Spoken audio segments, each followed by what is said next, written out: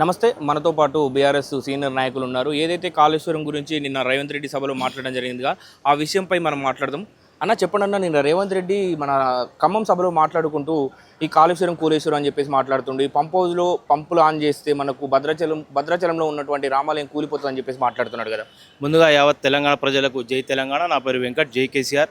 కాళేశ్వరం అంటే ఏమిటి, అసలు కాళేశ్వరం అనే ప్రాజెక్టు గురించి రేవంత్ రెడ్డి గారికి పూర్తిగా అవగాహన ఉన్నదా లేదా అనేది తెలంగాణ రాష్ట్ర ప్రజలకు తెలుసు. కాళేశ్వరం అంటే 3 బ్యారేజ్లు, 19 సబ్స్టేషన్లు, లింకులు 7, దాని మొత్తము కాలువలు, పిల్ల కాలువలు అవన్నీ కలిపి 834. దాని సబ్స్టేషన్లు ఎన్ని ఉన్నాయి, దాని ప్రవాహక ప్రాంతం ఎంత ఉంది, 240 టీఎంసీలు ఎత్తిపోయగల అంత కెపాసిటీ ఉన్న కాళేశ్వరం మీద అవగాహన లేకుండా ఈరోజు రేవంత్ రెడ్డి గారు మాట్లాడడం జరుగుతుంది. తెలంగాణ రాష్ట్ర ప్రజలు ఒకటే గమనించవలసింది, ఎలక్షన్స్ ముందు కాళేశ్వరం కూలేశ్వరం అని చెప్పి ప్రచారం చేసి తెలంగాణ రాష్ట్ర ప్రజల్ని మభ్యపెట్టి ఎలక్షన్లో గెలిచిన రేవంత్ రెడ్డి గారు ఈరోజు కాళేశ్వరం కూలిపోయింది అని చెప్పేసి మీరు అంటున్నారు. కూలిపోవడానికి కుంగిపోవడానికి తేడా తెలియని ముఖ్యమంత్రి గారు ఈరోజు తెలంగాణ రాష్ట్రాన్ని పరిపాలిస్తున్నారు.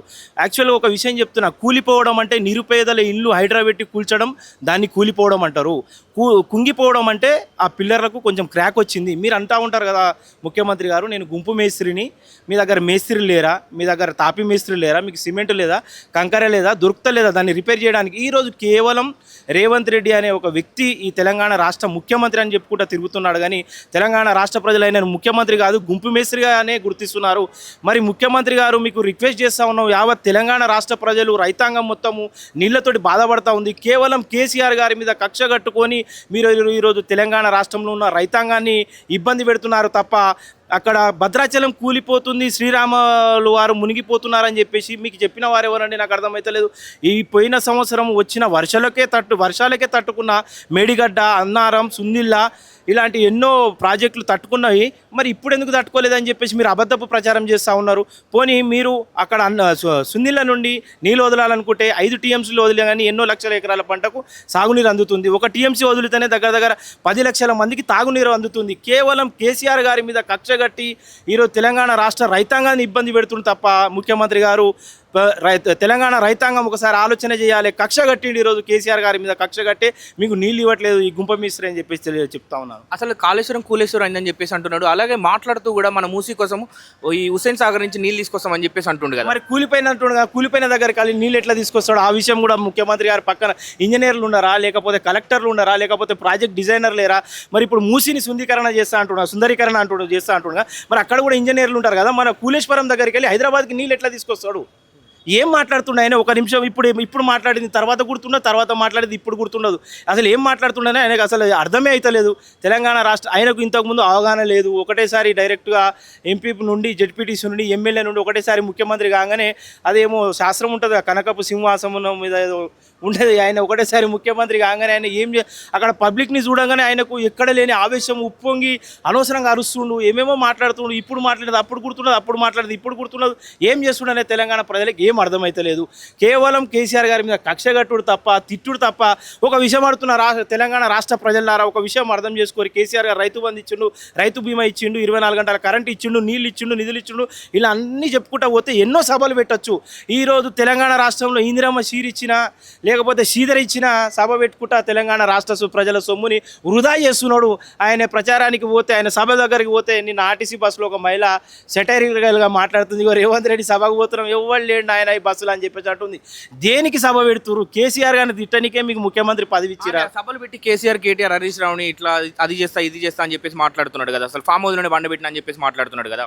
ఫామ్ హౌస్లో ఆయన ఎందుకు వండబెట్టి నేను పోయి చూస్తుండా? ఫామ్ హౌస్లో పండుకున్నాడా, దొడ్డికి పోతుండా, కేసీఆర్ మూత్రం పోతుండా అని ఆ ఫామ్ హౌస్లో పోయి చూడడానికి పోతుండా? ఆయన ఫామ్ హౌస్లో కూర్చున్న వ్యక్తి మామూలు వ్యక్తి కాదు. తెలంగాణ రాష్ట్రాన్ని తీసుకొచ్చిన వ్యక్తి, తెలంగాణ రాష్ట్రానికి శక్తి. పొద్దుగాల లేవగానే పేపర్లో చూడడము, కేసీఆర్ గారికి తెలంగాణ రాష్ట్రంలో ఏం జరుగుతుంది, మిగతా రాష్ట్రంలో ఏం డెవలప్మెంట్ జరుగుతుంది, మన రాష్ట్రానికి ఏ విధంగా డెవలప్మెంట్ చేయాలని ఆలోచిస్తాడు. కానీ ఫామ్ హౌస్ అనేటోళ్ళు ఉంటే ఒక నోటిఫికేషన్ ఎట్లాగో 2 లక్షల ఉద్యోగాలు ఇస్తాను రేవంత్ రెడ్డి గారు, ఎట్లాగో ఉద్యోగులను ముంచిండు కదా.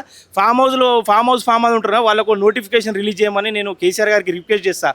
ఆ ఫామ్ హౌస్లో పొలం దున్నుడో లేకపోతే ఇంకేమో మాట్లాడతారు కదా, ఆ కేసీఆర్ గారు తిన్న ప్లేట్లు తీసుడు ఏమైనా నోటిఫికేషన్ రిలీజ్ చేయమని చెప్తాను నేను. ఓకే, ఫామ్ హౌస్ అనుడు కాదు, నీ పరిపాలన చెయ్యి. ఫామ్ హౌస్ కాదు, పరిపాలన సరిగ్గా చేస్తే నీకు ప్రజలు ఆదరిస్తారు. ఈరోజు చీదరించుకుంటారు మీ పరిపాలన చూసి. అలాగే నిన్న మాట్లాడుకుంటే కూడా వచ్చే ఎలక్షన్లలో 1-1-7 సీట్లతోటి నేనే అధికారంలోకి వస్తా 2029 కూడా అంటుండు కదా. ఆయన మర్చిపోయినట్టుండు. 1-1-7 కాదు, నెక్స్ట్ ఎలక్షన్లో కాంగ్రెస్కి 7 వస్తాయో రావు అనుకుంటా 1-1 కలిపిండు. రాముని మీద ఒట్టేస్తాడు, ఆయన రావణాసురుడి మీద కూడా ఒట్టేస్తాడు. గతంలో కూడా ఈ తెలంగాణ రాష్ట్రంలో ఉన్న దేవీ దేవతలందరి మీద ఒట్టేసి నేను అది చేస్తా ఇది చేస్తా అని చెప్పేసి తెలంగాణ రాష్ట్ర ప్రజలను ముంచిండు. ఈరోజు సాక్షాత్తు భద్రాద్రి శ్రీరాముడు కొలువై ఉన్న భద్రాచలం దగ్గర పోయి రాముని మీద ఆన వేసిన అని చెప్పేసి అంటుండు. ఇలాంటి అబద్ధాలు చెప్పడంలో ఆయన దిట్ట, అబద్ధం చెప్పడంలో ఆయన చాలా పెద్ద దిట్ట అని చెప్పేసి తెలంగాణ రాష్ట్ర ప్రజలకు తెలుసు. ఈ సందర్భంగా నేను ఒక మాట చెప్తున్నా.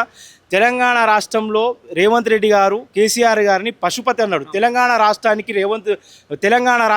కేసీఆర్ గారు దళపతి. తెలంగాణ రాష్ట్రానికి కేసీఆర్ గారు రైతులకు దిక్సూచి. తెలంగాణ రాష్ట్రానికి కేసీఆర్ గారు మీలాంటి అక్రమార్కులను చీల్చి చెండారే ఛత్రపతి. రానున్న తొందరలోనే ఫామ్ హౌస్ అంటారు. ఫామ్ హౌస్లోకి వెళ్ళి పులి బయటికి వచ్చినప్పుడు ఈ పిల్లిలు అందరూ ఇంట్లోనే కూర్చుంటాయి. ఇంకొకటి చెప్తున్నా, ఏదైతే భద్రాచలం శ్రీరాముని మీద ఒట్టేసి రేవంత్ రెడ్డి గారు చెప్పారో, సాక్షాత్తు నేను చెప్తా ఉన్నా, సాక్షాత్తు రాముని సాక్షిగా, తెలంగాణ రాష్ట్రంలో ఉన్న దేవుళ్ళ సాక్షిగా, నేను నమ్మే సమ్మక్క సారక సాక్షిగా చెప్తా ఉన్నాం, తెలంగాణ రాష్ట్రంలోని కాంగ్రెస్ జెండా ఎగరనీయం ఈ బీఆర్ఎస్ కార్యకర్తలమని చెప్తా ఉన్నా. ఈ సందర్భంగా రానున్న ఎలక్షన్లో ఖచ్చితంగా ఏదైతే భద్రాద్రి రాముని మీద ఆన వేసినావో అదే ఆన మేము వేసుకుంటా చెప్తా ఉన్నాము. సమ్మక్క సారక మీద కూడా ఒట్టేసి చెప్తా ఉన్నాము. వచ్చే ఎన్నికల్లో బీఆర్ఎస్ ప్రభుత్వం గెలుస్తుంది, కేసీఆర్ గారు ముఖ్యమంత్రిగా నిలబడతా ఉన్నారు. మీ కళ్ళతోటే చూడండి అని చెప్పేసి అంటా ఉన్నాం ఈ సందర్భంగా. అలాగే రేవంత్ రెడ్డి సభలు పెట్టి అరుస్తున్నాడు కదా, దాన్ని ఎలా చూస్తారు? ఈ రాజశేఖర రెడ్డి గారు ఆయనకు 2 ఆరోగ్యశ్రీ కార్డులు ఇచ్చినట్టుండు. ఆయన ఏందన్న అరుస్తూనే ఉంటాడు. ఏం చేస్తాం ఇక, అంతే కాదు. ఆరోగ్యశ్రీ కార్డు ఉన్నట్టుంది ఆయనకు.